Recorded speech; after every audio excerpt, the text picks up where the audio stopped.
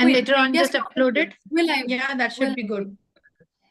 We're live now, ma'am. We're live on YouTube now. Yes. Yes. Okay, we can begin. I'll just share my screen. Okay.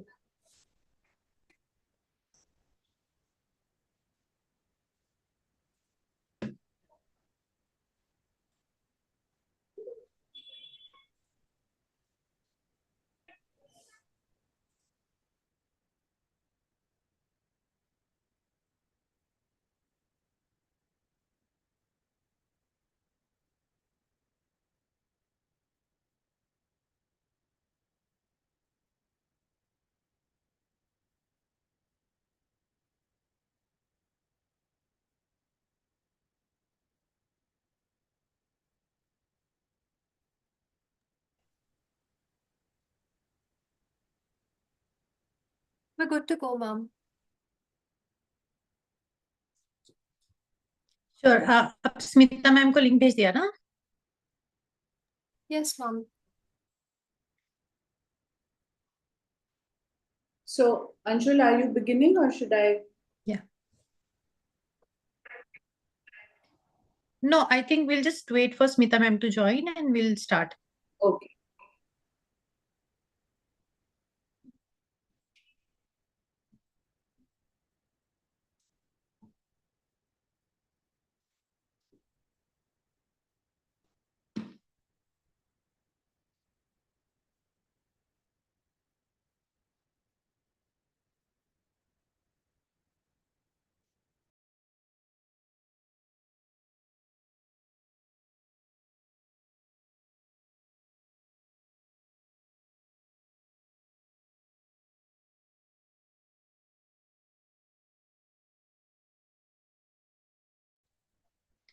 So Smita ma'am is joining. We'll just begin, but we'll wait for them to actually join for the session officially to kickstart the same.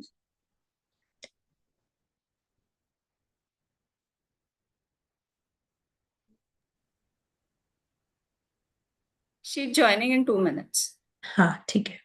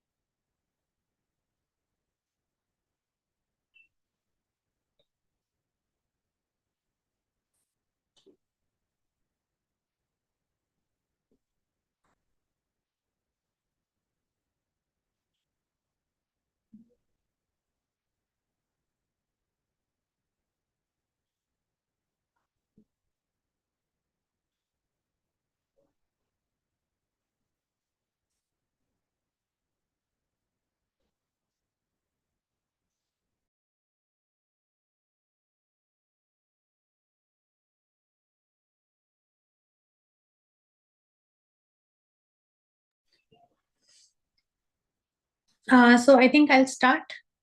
She'll join. Okay, we are good to go? Yes, ma'am. Sure. So good afternoon, friends. Yes, this is Naredko Mahi again with another session of Upskilling series. And as Naredko is definitely known for its very powerful woman wing, Mahi, we have multiple initiatives under Mahi, which are parallel to the conditions of the current, I would say, problems, issues, empowerment, as well as trying to do something better to the society. In the same league, we have a series of upskilling talks. And here today is another series under the skilling section, skilling initiative. And we are going to talk about a woman's perspective towards building sustainable cities. We always look forward for participation from experts from the industry who have been working in the core field. And today we also have our expert speaker, Miss Anagha Paranjpe.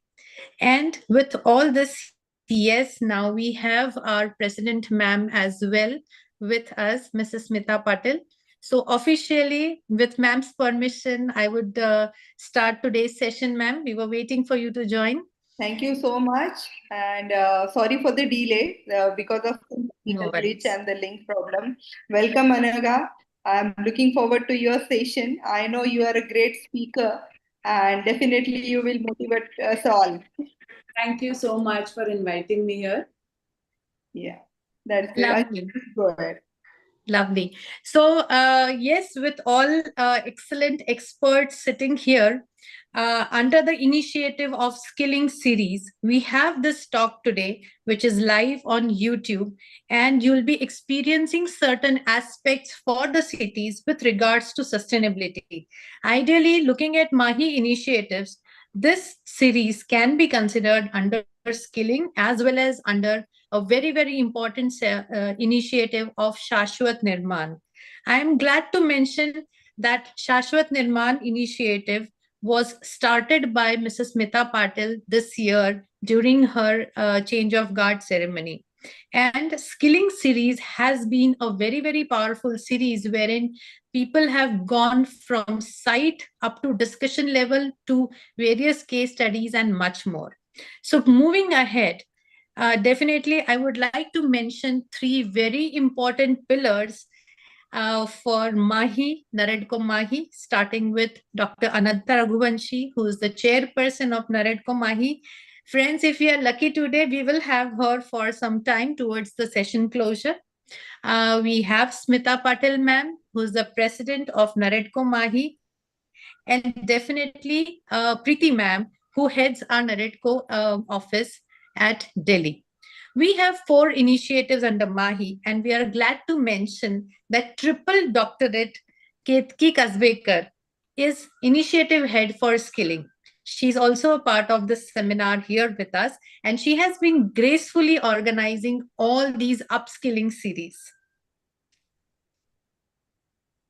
And today I am Dr. Anshul Gujarati. I am Vice President West, and I get this pleasure to host Anagha for this excellent topic with an expert speaker like her. So, introducing Anagha has been always a pleasure. I have done it, I think, 3 to 4 times since her black hair to gray hair, and now, of course, the experienced one. So, Anagha has been my mentor and guide when I was actually doing my master's. And Anagha, thank you for all the teachings. And because of you, I think we learn how to organize ourselves, how to be system oriented, and definitely head towards perfection. So, introducing Anagha Paranjpe Purohit. She is Director VK and VK Design and Projects Private Limited. She is a partner with VKE Environmental LLP. Minded friends, VK has all the five vowels A, E, I, O, U with different initiatives under various architectural consultations. I am sure Anagha is going to definitely mention that. And Anagha is a partner with VKE, that is the Environmental LLP. She's a trustee with sustainability initiatives. Being an architect and environment planner by qualification, and I remember Anagha, she had returned from her post-graduation from environmental planning from Arizona, and though she was a local graduate here from Pune University, still she had that global impact feel with her talks and sessions, what she used to hold for us. I have known her being trained for public policy things, and she has been an active participant. I'm sure, Anagha, people will be glad to know that you are also a part of the elections team sometime, I think, last decade. But she has been very, very active when it comes to social issues and taking actions. She's officially trained in areas of public policy from Takshashila Institute of Public Policy and Urban Renewal in Cities by London School of Economics, both internationally acclaimed certificate programs. With 24 years of her work span in India and abroad towards architecture and urban planning, she has been a founding partner for VKE Environmental. Her multifaceted personality includes participation on various committees. She's an educator, she is a writer, she is definitely a prolific speaker. She has been active in politics, associated with multiple trusts. And I think one good part about Anagha is she has her opinion and she puts it forward. So, Anagha, it's my pleasure to welcome you today for this session, and all over to you. Thank you for gracing us. Thank you so much for a very kind and very generous introduction, Anshul.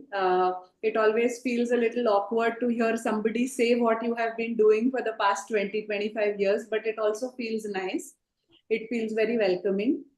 Thank you, Naredko Mahi. This is my second time to be featured on your platform, and it's always been a pleasure to know the kind of inroads that Naredko Mahi is making towards, whether it's change of policy at the government level, or if we want a perspective to be put forth to the politicians or to the bureaucrats. I have seen Smita Patil ji in action, where her talk literally motivated hundreds of people in front of her when she spoke about sustainability. So there is this whole women power under Mahi, and I'm very, very glad to be a part of this organization. And as a speaker, I'm really privileged and honored to be here. Thanks, Anaga. Thanks for the kind words. Before we begin with your topic and we dive deep into your presentation, since we have Smita ma'am here with us, I would definitely invite Smita ma'am to just talk about few initiatives of Mahi and her vision. She has been a visionary leader, and I think the entire India has now been well aware of what is Naredko Mahi with her presence. And she has been really glorifying the word Mahi along with Naredko everywhere. And we are really empowered with that. Smita ma'am, over to you. And then we'll have Anagha. Thank you. Thank you so much, Anshul, Anaga, Ketki, for your kind words. Actually, this is the thing which motivate me and the kind of support I get from all my Mahi team members. And I'm not alone. I am with 100 powerful women together with me in Mahi. And that's how it is going ahead. We are going one ladder up every day. So it is wonderful feeling when like women support women, then magic happens.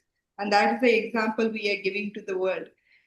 So Naredko Mahi has 4 initiatives. Skilling is the one initiative where we have given the platform to the women where they can upskill themselves right from the women laborers at the site or the senior management level women in real estate sector. So this Mahi Talk is also one of the skilling initiative. And then we have a Nirmal Jal Prayas, which is a water conservation initiative of Naredko Mahi.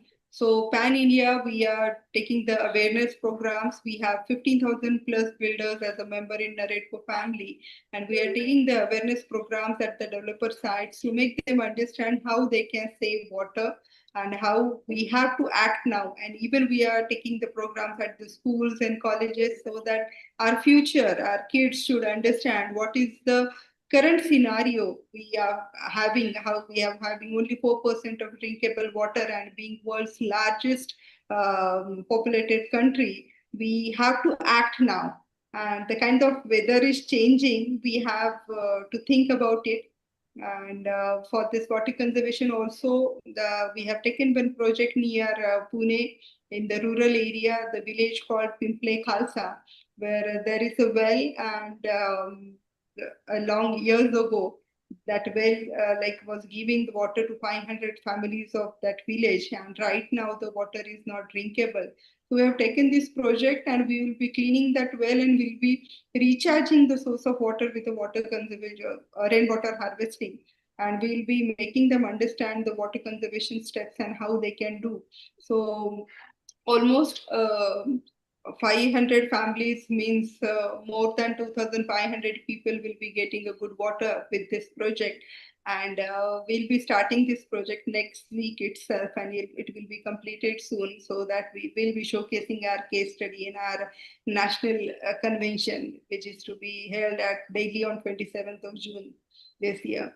And Shashwat Nirman is another initiative where we work under sustainability, and we are promoting sustainable developments. Like when I roam around nationally for the Naredco events and all, and some of the meetings, then I understood in the tier 2, tier 3 cities, there is very less awareness about sustainability and the green buildings. People think like when green building means there are more trees and more greeneries around there, so that building is called green building. So understanding the gap, to bridge the gap, we are taking awareness programs at the same time for the developers to understand what is green building. We'll be creating a sustainability cell for them, so that they'll get all the information, what are the materials they need to check on. We are working closely with the Central Housing Ministry and giving suggestions then how the awareness can be done, and how the end user should understand what is sustainability.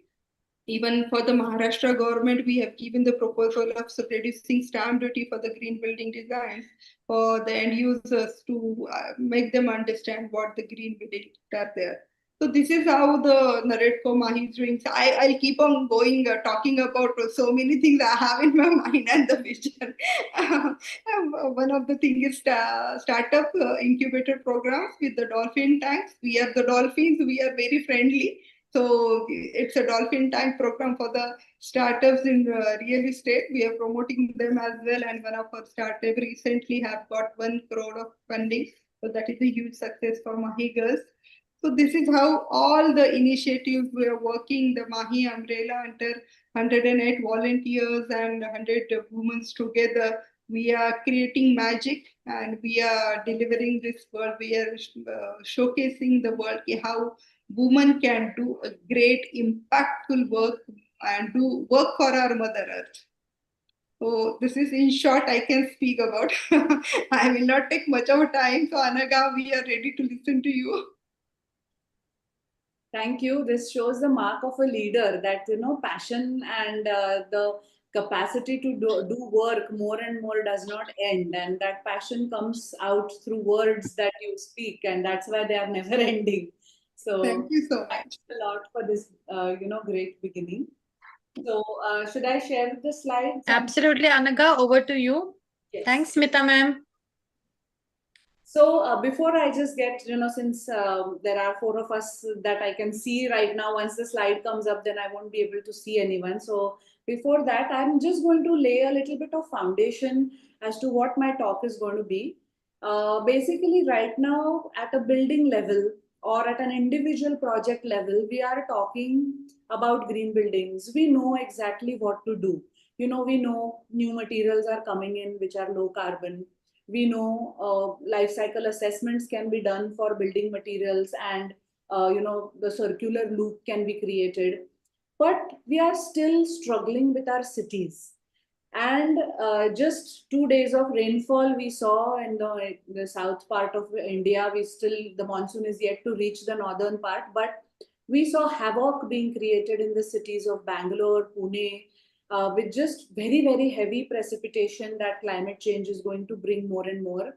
And the city infrastructure seems to be crumbling under an onslaught of a climate event. And I think I'm going to put some questions out today. I'm an urban planner, I'm an environmental planner, but the city and its issues are so complex. They are so mired in so many aspects. Buildings is just one very, very small part of our cities.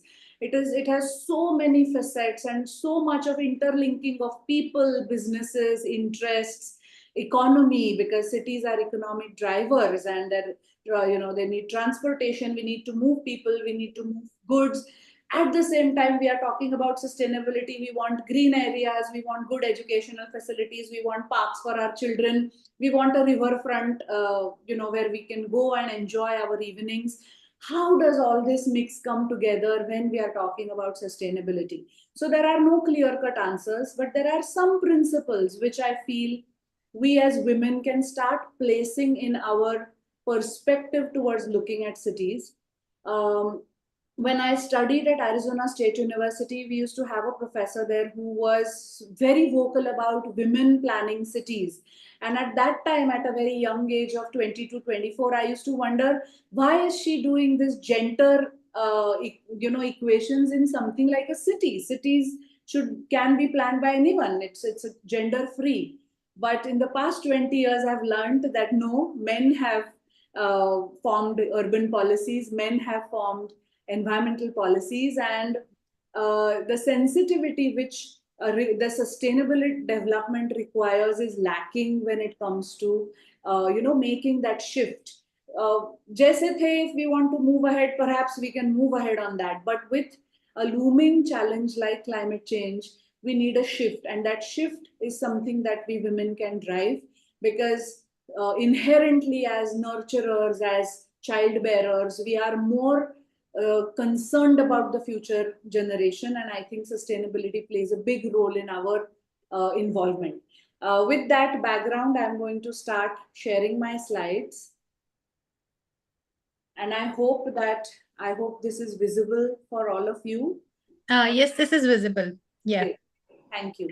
So I'm just going to put a few questions in front of you, and perhaps when I have been speaking to different people at different forum, I have found out that some of these perspectives are not so apparent as they are apparent to me, because probably I've been trained in this sector of planning. I read about planning approaches, so perhaps this may feel like very, very basic for planners in the audience, but sometimes I feel this perspective is not reached out to everybody, and hence I am putting some of these very basic questions in front of you.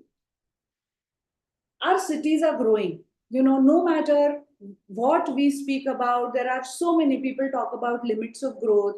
People talk about having a green belt at the end or the fringe of the city at which the city should end. People talk about restricting people from migrating to the cities through various means and modes, whether it is regionalism, whether it's language barriers, but people want cities to remain smaller, want to stop people from coming in, but we cannot do that. We have to accept the fact that India is at its poised at its growth journey right now, where cities will have to grow. Cities are the ones who are going to pull the economic train that we are embarking on. Our Honorable Prime Minister Narendra Modi ji has laid a vision for 2047, when we say we will have Vikasit Bharat. And Vikasit Bharat, cities is what is going to pull us towards that economic development. But while doing so, cities will have to have an approach towards planning, without which we will see the kind of crumbling that happened in Pune and Bangalore, with just one day of 98 mm, 100 mm rainfall in a very short period of time. We are again, like I said before, we are going to have these recurring episodes of high precipitation rainfalls, very heavy rainfalls in our country over the next years because of climate change, and we need to adapt our cities to that. So when cities are growing, how should they grow? Should they grow vertically, tall structures, or should they grow horizontally? Now, in any forum you go, people are almost always criticizing vertical development. Now, people are saying, oh, now permissions are being given to tall buildings. Right in front of my building, I'm going to have a 20-story tower. Next door, we are going to have an 11-story tower. Where are we going? Do we have the roads for this kind of a development and things like that? On the other side, we fantasize, or we are more comfortable with horizontal development, that we are staying closer to the ground. It is a walk up kind of a building where just 3 or maximum 4 stories, where you can climb up. You don't need elevators, you don't need other mechanical devices to traverse. So how should we go? Now, in a land starved country like ours, we have to really take a very measured approach when we say horizontal development. because that means more and more land will get occupied by cities. When a city starts expanding and our cities are also expanding horizontally, you will see that, Pune, for example, has reached its furthest end. We used to be able to travel to any corner of the city in 20 minutes about 10 years ago, 15 years ago. Today, the farthest point of the city is more than an hour away. So the city has already horizontally growing, and in that we are taking more of farmland under urban development. We are taking more and more forests, more and more hills. Lakes in Bangalore are getting built upon. In Hyderabad, more and more of those very nice rugged rock landscapes are being encroached upon by buildings. So really, can we really afford horizontal development in a land scarce country as ours is what we need to decide. Then, if we think about vertical development, are we equipped to look at vertical development? Are we equipped to have very high density on small building footprint or on a small urban footprint and manage all the services? Are we disciplined enough to do that? So, these are the two dichotomies that urban planners or policy planners often face when we are talking about urban development in the country. When we say vertical development, and I already spoke about it, it's about high density. That is, more people should stay on smaller footprint of land, and hence automatically the buildings will have to grow taller. You have Hong Kong and Singapore, which have shown the way that vertical growth can also be very beautiful, can also be very well managed, because then you have more land space actually available for greening. You would have more land space available for public places. If you have, large tall structures where offices and people are staying, the less footprint is very, very important, because automatically the city will remain restricted.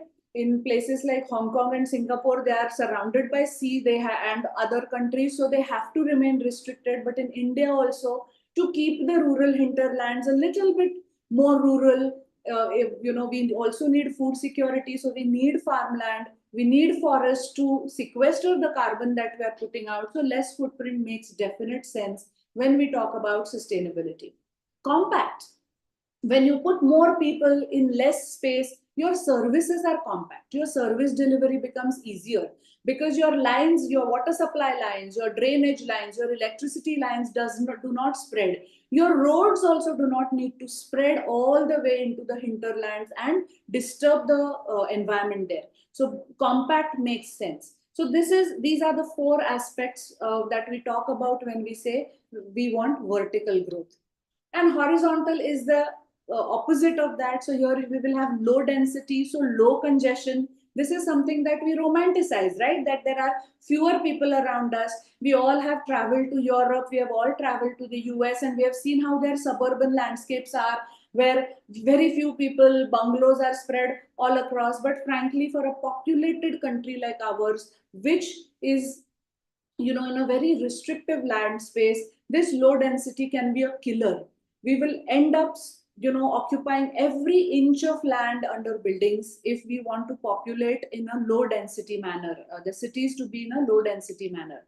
Of course, the footprint will be larger, so we will eat more and more of the land space around the cities today. So we will encroach upon everywhere. Then there will be forests in between, there'll be farmlands, there'll be lakes, there'll be water bodies, will be all moving out.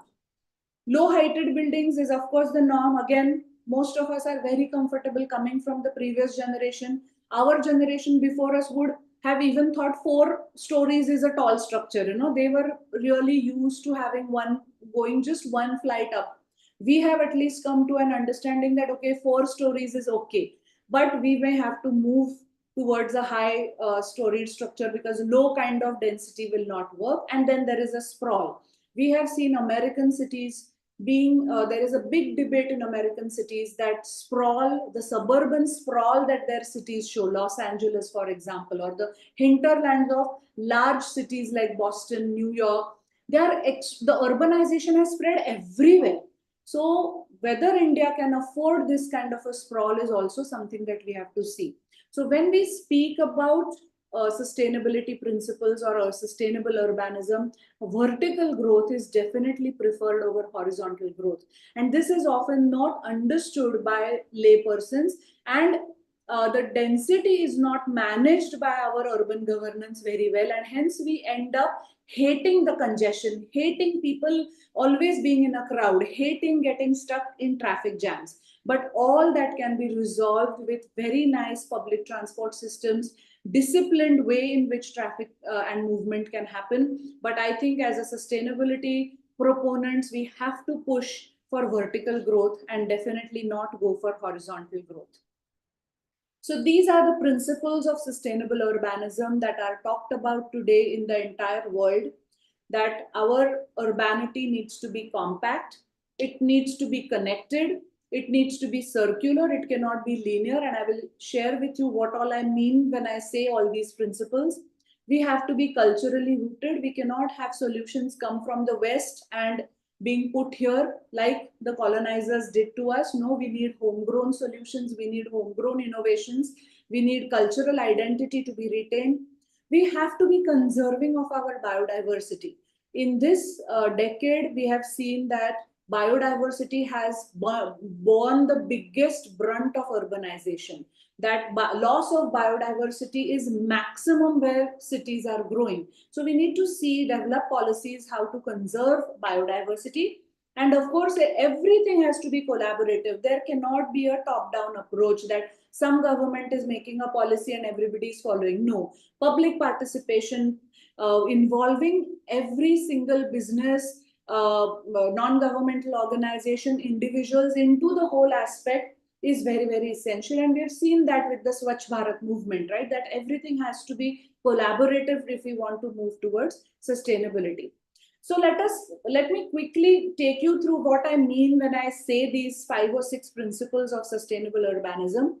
Again, I have gone into depth of what is compact. So less footprint, high density, urban development is the way to move ahead. Something that promotes public transport, that you don't have to take out your vehicle from your parking spot. You can walk to the station or to the bus stop, take the public transport to wherever you're going and come back.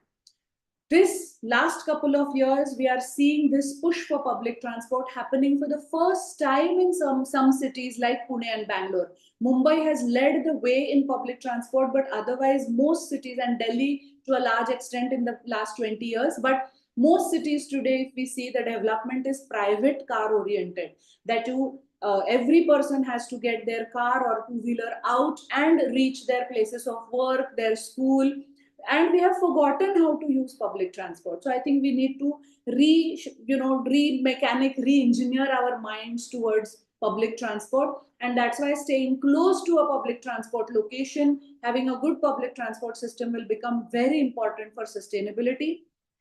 If we are compact, we are walkable. If you see smaller cities like Florence, for example, the entire city is walkable. You can reach from one corner of the city to the next corner of the city by 20 minutes of walk. So even if our cities have grown, can we have walkable neighborhoods that you do not need a vehicle to buy a bread or eggs from your local grocer? It can be walkable, but walkability also requires infrastructure, and compactness will help us build that as well. We cannot have long mile walks in the hot sun, because if the city grows and the the neighborhood is not properly planned, then walkability will be lost. Efficient resource delivery, I mentioned before, if we remain contact, water supply will have to be given only to a small area of land. Drainage services, small area. Any other, your Zomato, Swiggy also will work better if it's a smaller area. Electricity, renewable energy, everything works if you're not spreading people into low density areas. And here, because remaining contact will protect our urban fringe. If you go just 2 hours outside of the city towards the west, you reach, the forests of Western Ghats. Do we want our cities to encroach into the Western Ghats, which is the last remaining biodiversity hotspot of our country? So if we don't want to do that, we need to remain compact. Then connected. City is all about connections. The reason why we are able to generate the economy in a city is because all of us are connected, whether it's over Zoom, whether it's through meetings, whether it's over the phone. Connections is what makes a city work. So dense network of public transport where you can very quickly move people around, move goods around is necessary. Of course, if you want people to use public transport, they will have to have the last mile connectivity. You cannot say, I will take you from point A to point B, but if you have to go to point C, then you manage your own.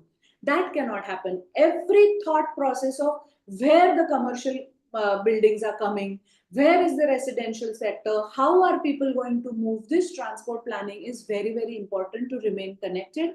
I already spoke about walkability. And while we are developing all this, we have to also actively discourage the use of private vehicles.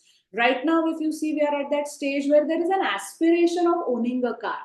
This is something that the Americans and the Europeans did in the last, century. That for them, that was the time where their economy grew and everybody bought cars. And now we are at that phase of the economy. But I think this is a good point to turn the change even before we reach the kind of consumption that the Western world did and move towards smaller cars, less cars, having more people going in one car. And overall, for your regular everyday routine work, we should not use our private vehicles. Private vehicles should be removed for special occasions, going out for a picnic, going out for a drive outside. Definitely, we should use it if the technology is available, but it should not be used as a routine in our cities. Then I speak about circular. This is a very, very important aspect of sustainable urbanism, and we are currently extremely bad in this circularity. The circularity, in a large extent, exists in our cities today in a very informal way. You have scavengers, you have rack pickers who are going through our waste. Some level of recycling is happening through these informal systems, but we need to formalize those. So recycling of waste, right now, if you see, it's a linear system that we are following, that, you use something, you throw something, and then it remains in the environment. It has to be closed loop back into reuse. So how do we set up these systems in our cities? Recycling of waste, waste to resource loop.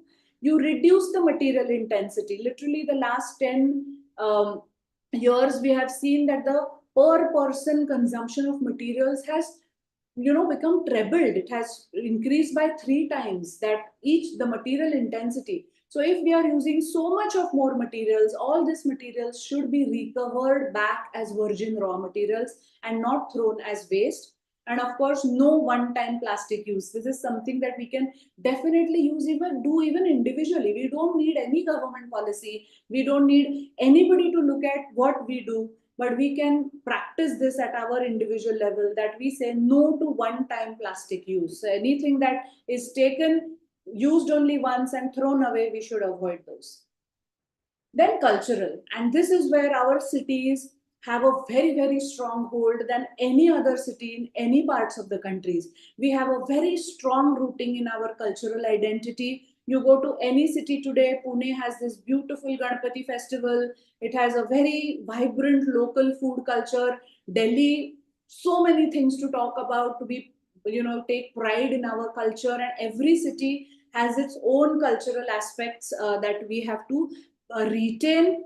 While doing so, we have to have that cultural diversity. So tolerance becomes a very important aspect of a city. We need strong neighborhoods where people are connected, rooted to each other. There is a good promotion of arts and art education, art in public spaces. These are all aspects of sustainable urbanism. We are not even, the local identity is a very strong part, but moving towards good public spaces, good neighborhoods is something that we have to aspire for in our cities today. Then we come to conserving. What about conservation? Because when we are building buildings, obviously we are required to cut down trees, take over the land. The land which was right now open for accepting the rainwater is now going to become hard paved surfaces. So how do we take care of this biodiversity? How do we take care of this? So conservation of natural resources should become an essential part of urban governance. Right now it is not. It is all about I will do some project here, I will do some project there. No, the first is rejuvenation. And I think Smita Patilji, you mentioned about the well rejuvenation. So we need to talk about rejuvenation of some of these natural resources and enhancing them. Of course, we need to create a network of green spaces. Disjointed urban parks do not help biodiversity. We want birds to go from one place to the other in a very safe kind of an atmosphere. And for that, we need connected green spaces across the city. Public spaces, of course, rivers need to be brought back to their original state of water quality, and then their banks need to be opened out so that people can enjoy public spaces. In Pune, you will find the younger generation has nowhere else but to go for their recreation, but malls are air conditioned spaces, extremely enclosed spaces. We need public spaces where young people can sit and enjoy and chat out into the open and not inside air conditioned malls only. And biodiversity enhancement. Today we will see we do a lot of tree plantations in and around our buildings when we build them. Green buildings require you to plant a certain number of trees. The Maharashtra Tree Act, which was amended in 2021, requires a lot of compensatory plantation. But are we enhancing the biodiversity, or are we planting all the trees that are only comfortable and convenient to us, is what we need to check. So how to enhance this biodiversity is something that cities need to look at. Then I spoke about collaborative. This cannot be a government job and government job only. Associations like Naredco Mahi can play a very important role. Apart from that, local businesses like VKE Environmental Anshul has her own small company. Many people in this audience will have their own company. Each one has to look at all the 5 principles of urbanism and make their own governance policies, their own business policies according to that. So we need a very strong private sector who takes charge of sustainability. Then, of course, we need a lot of give and take between private and public partnership, because innovation happens only in the private sector. We need to give that innovation to the public sector. And this is where incubator initiatives like yours can also work, where we look at sustainable businesses to be set up or innovations to be set up and can be shared with the public institutions. Citizen participation, yes, we almost always see citizen participation only in the form of activism. I feel it has remained in that sphere, but we need to move forward from activism towards more collaborative approach with the government, rather than saying this is us and this is you and between you and me. How this activism work, we have to stop that, because it is extremely counterproductive to sustainable urbanism. Nothing gets done if we are fighting, right? So we need to have more social harmony. We need to have better academia, industry, and government partnerships. We have seen some colleges, step up. They do a lot of, student is a big power that they have. They do a lot of work in the public sector, but we need a certain aggregator or a collaborator who can take these student projects up, finish them up a little bit, and then put them out into the public forum. I'm just going to give you a few glimpses. I think I'm at the end of my time as well. So I'm just going to give you a few glimpses of what compact and what low rise means. So here you will see this is low rise, high density. This can be also called as compact, but you will see we compromise on the green spaces. Because it is also low rise, we do not end up getting large green spaces. Inconvenient, disconnected. Today our cities are extremely disconnected. We may have a bus service in place, but this is what's the chaos. We need a much better planned and designed connections between cities. Linear waste systems, I spoke about that. This is how our dumps and our natural resources are getting polluted. We need to put them back into, hey, we are doing non-circular systems which are extremely unsustainable. High level of cultural diversity, our cities already have that. We need to retain them, but they do that in a disciplined manner. Today we see just big walls of speakers being put up to celebrate festivals. I think we need to move past that slowly. Wrong thing to say politically, but we really need political leaders who will push all of us towards being more civil, towards being more empathetic to other urban users as well.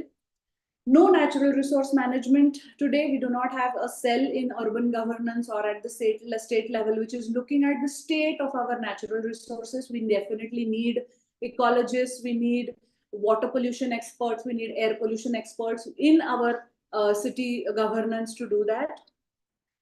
Yes, again, cities like Pune, cities like Mumbai, Bangalore show active public participation. This is a very good form of activism where people are actually mucking their hands into the waste and getting some work done instead of just placard kind of activism. And this is something we should take pride that such kind of groups exist in the city of Pune. And at the end, I'm just going to say that while today sometimes it feels like a hopeless task, our cities are not going anywhere. It just feels like we are continuously, getting more and more polluted. We see waste dumps everywhere. I feel I'm a born optimist. I feel there is light at the end of the tunnel. We can make that change. Like I said, at our individual level, at our business level, at our NGO level, if each one makes that small shift, the ball will be set rolling. Women have a great part to play here because disciplining of our next generation is needed when if we want to stay close together with a lot of people close to us.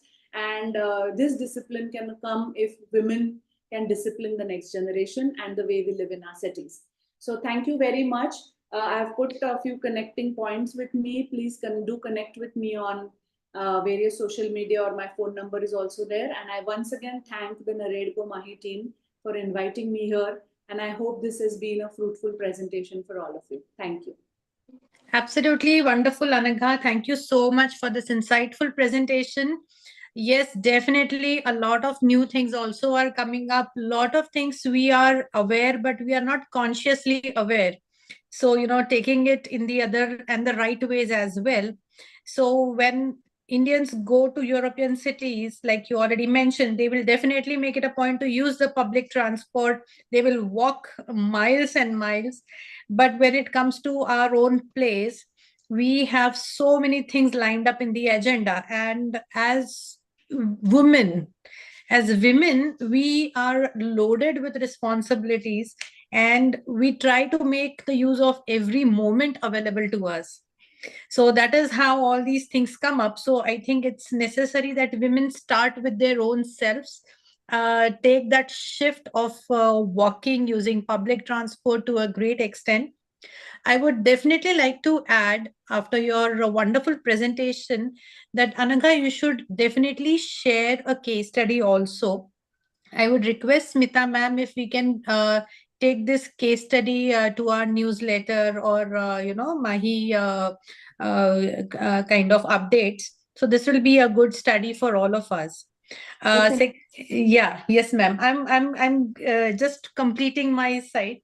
Talking about green buildings and definitely looking at the urban perspectives, we have very strong leaders here. Smita ma'am's all projects are not green, but they will strive to go to optimum levels. And not only Smita ma'am, we have Chitra Jain here. Chitra Jain is leading our Shashwat Nirman initiative. She has been doing work at her society level, definitely architecture and going beyond the clients. She has been doing fantastic work at her society level. It is not like Pune society is in a smaller way, definitely a very big impact. And they have been calculating the carbon footprints also, which is coming out of the waste management. Um, I would definitely like to add about one important leader here, our chairman Ananta ma'am. Ananta ma'am has been so for us, she's the glowing energy. So we say energy is powerful. She's the added glow to that energy, and she will make it a point that whatever it is being done at the initiatives, it is taken to the next level. And under her leadership, under Smita ma'am's leadership, the principles you mentioned under sustainability initiatives and urban principles, I'm really glad to share that with our Nirmal Jal Prayas, we have a water conservation person on board. We have a sustainability expert on board. We have Dr. Ketki with us to guide us with multiple facets. And the entire Mahi team is a wonderful, powerful team, I would say. And so you can definitely take it as a message that we need experts like you as well here with Mahi. And I would definitely open the session for question answers. Um, and then I think we'll come back to you,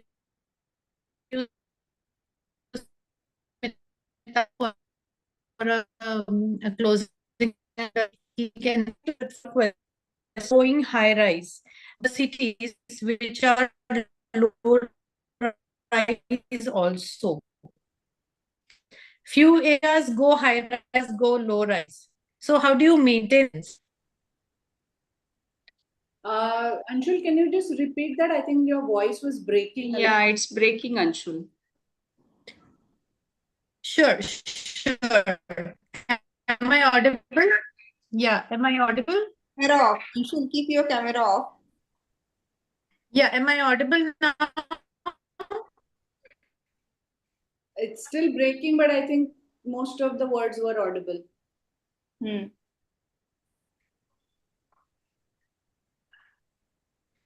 You can put it in the chat box. Ketki, You can put it you in can the chat start box. with the question.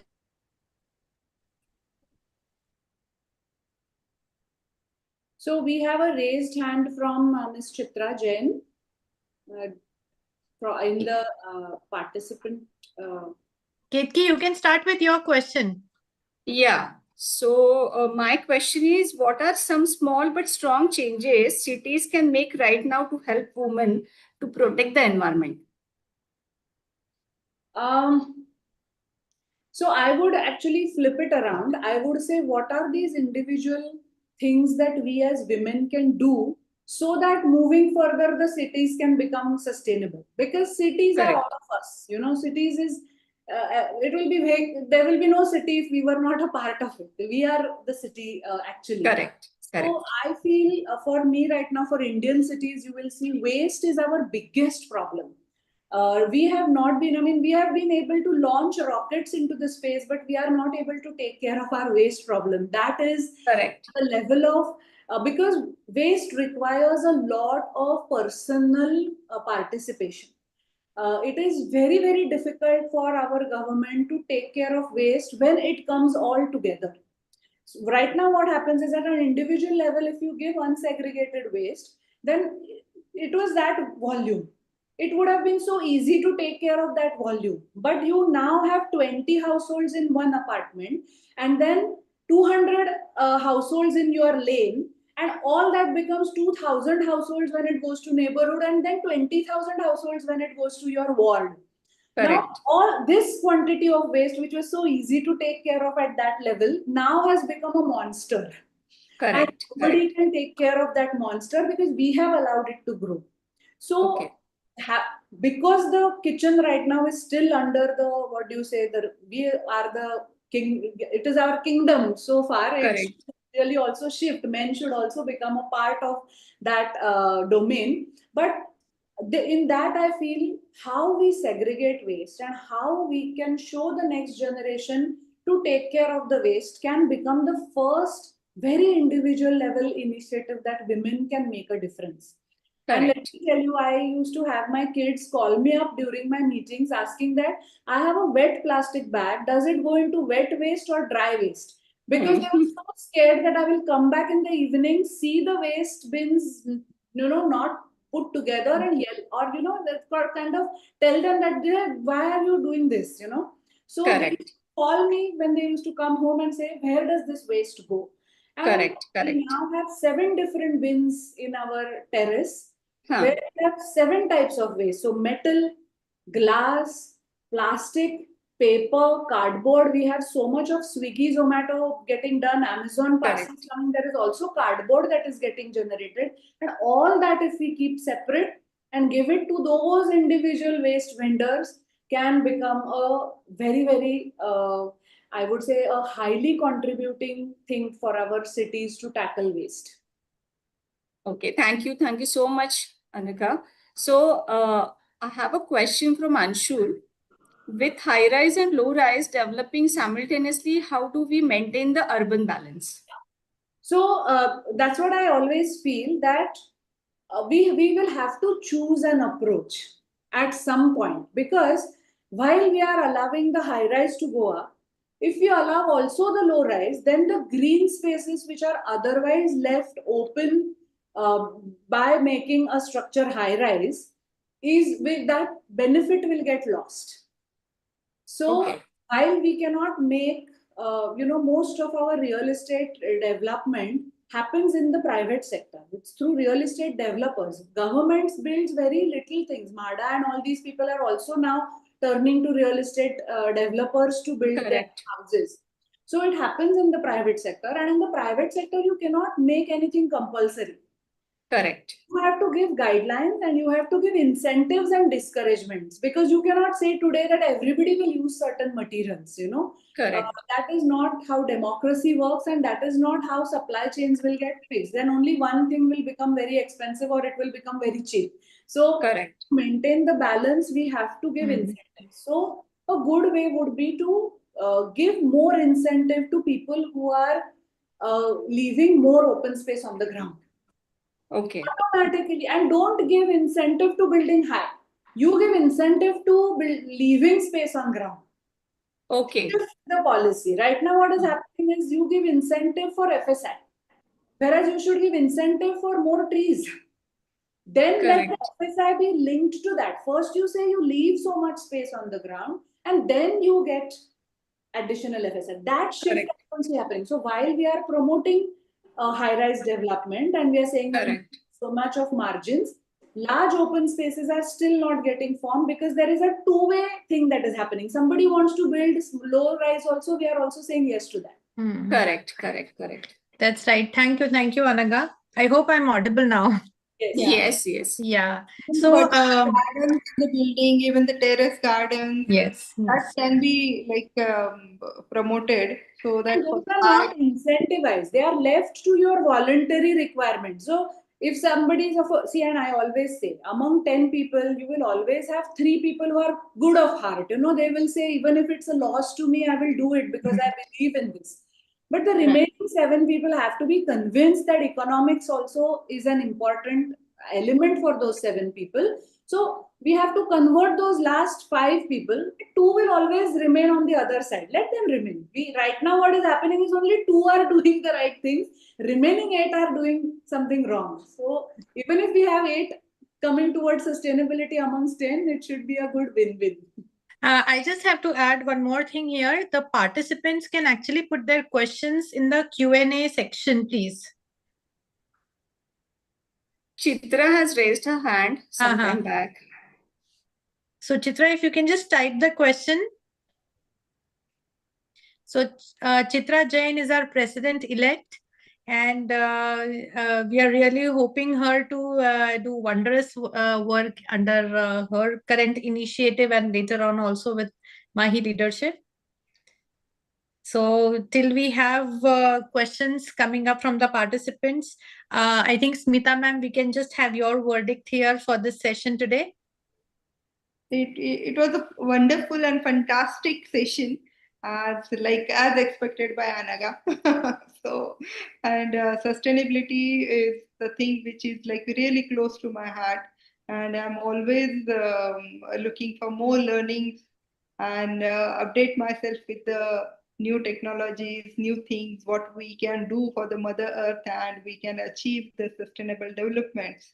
So this was a wonderful session, and it indeed was a good knowledge sharing. And thank you, Anaga, for sparing your time for us. And indeed, we will certainly collaborate for few of the projects together in Pune. we are working on. So yeah. So I guess Chitra has done, yeah, a great session and presentation is what Chitra is saying. Yes, Chitra, indeed, it was amazing session. Thank you so much.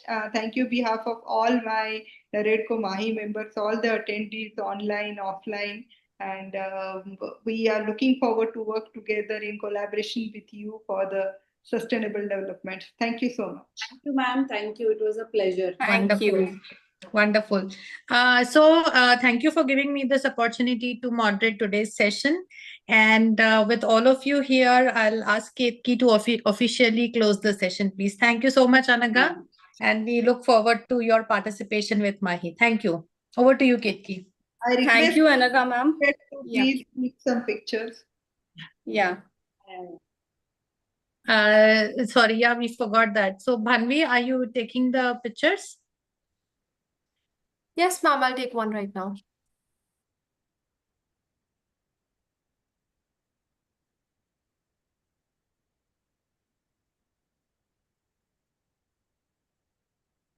Got it, ma'am. Thank you. Thank you, Bhanvi. Thank you, Anaga ma'am. Thank you, Smita ma'am. Thank you, Anshul, to moderate this session. And I will trouble you again, Anaga ma'am, for the next session very soon on the different topic. Yes, no trouble at all. And perhaps we could deep dive into some of the topics which are sometimes, because we are talking about skilling, sometimes very upper level sessions don't work because, you just Correct. put ideas, but people are Correct. always thinking that, okay, you've told us to do something, but how to do it is still remains. Correct. So Correct. perhaps we can look at, curating the session a little bit with all your help as well. It's not like I know everything, but perhaps all of us together can put our minds and thoughts to making this so that we can have more aware and more skilled people amongst us. Definitely. Thank you. Thank you so much. Thank you. Bye. Thank you.